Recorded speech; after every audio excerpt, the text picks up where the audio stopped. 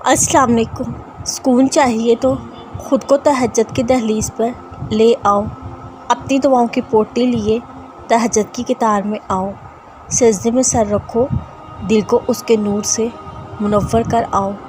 टूटे दिल की मरहम तहज्जुद के दवा खाने से ले आओ। हाँ, हर दर्द दूर हो जाएंगे, हर दुआ कबूल हो जाएगी। तहज्जुद में अपने रब से मुलाकात कर आओ।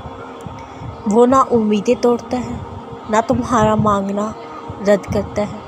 वो तो है ही इतना मेहरबान, वो तो बस अता करता है।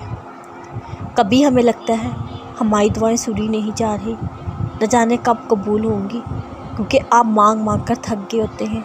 दिल पे एक बोझ सा होता है और लगता है दुआ कबूल नहीं होगी। तब आपने मायूसी को छोड़ के ये याद करना है, अल्लाह आपसे क्या कह रहा है। अनकरीब तुम्हारा रब तुम्हें इतना देगा, तुम राज़ी हो जाओगे। उसने कुरान में कहा है ना, मुझसे मांगो मैं अता करूँगा। फिर तो कबूलियत का शक बाकी नहीं रहता। अगर मांगा है अपने रब से तो यकीन भी रखो वो अता करेगा।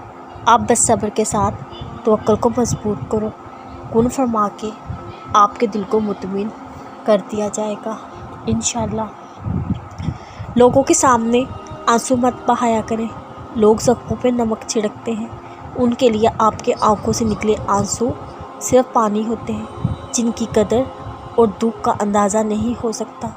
लेकिन जब आप लोगों के बजाय अल्लाह के सामने दुख में लिपटे आंसू आंखों से मोतियों की तरह गिराते हैं, अल्लाह उन आंसुओं की लाज रखता है, उनकी कदर पहचानता है। अपनी मोहब्बत की थपकी से आपके ज़ख्मों पर मरहम रख के सुकून आपके दिल में उतार देता है।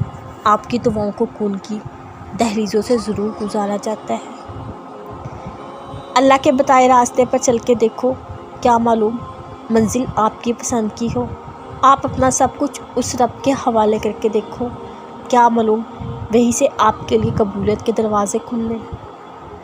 आप अल्लाह पर यकीन मजबूत करके सब्र की राहों पर साबित कदम रहो, क्या मालूम आपकी इस आजमाइश का इख्तिताम मोज़े से होना हो। आपका दिल किस तकलीफ़ में है ये अल्लाह के सिवा कोई नहीं जानता। कभी कुछ दर्द ऐसे होते हैं जिस पर इंसान बेबस हो जाता है, ना किसी को बता सकता है, ना खुद सह सकता है।